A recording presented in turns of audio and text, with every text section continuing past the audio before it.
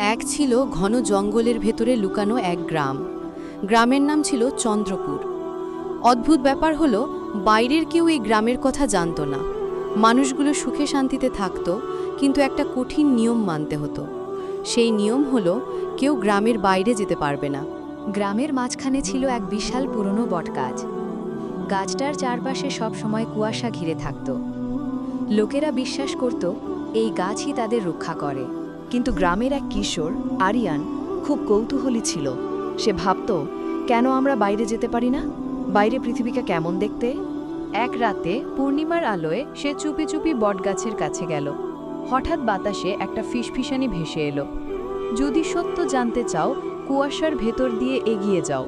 আরিয়ান সাহস করে কুয়াশার ভেতর ঢুকল। চারপাশ অন্ধকার হয়ে গেল। হঠাৎ সে নিজেকে দেখতে পেল এক ভিন্ন জগতে।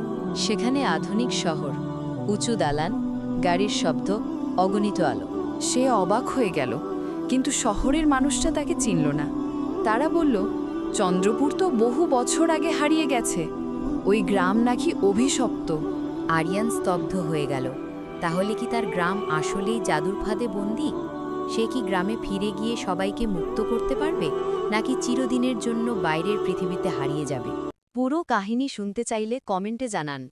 প্রতিনিয়ত এরকম শিক্ষণীয় ভিডিও দেখতে চাইলে চ্যানেলটি সাবস্ক্রাইব করুন। ধন্যবাদ।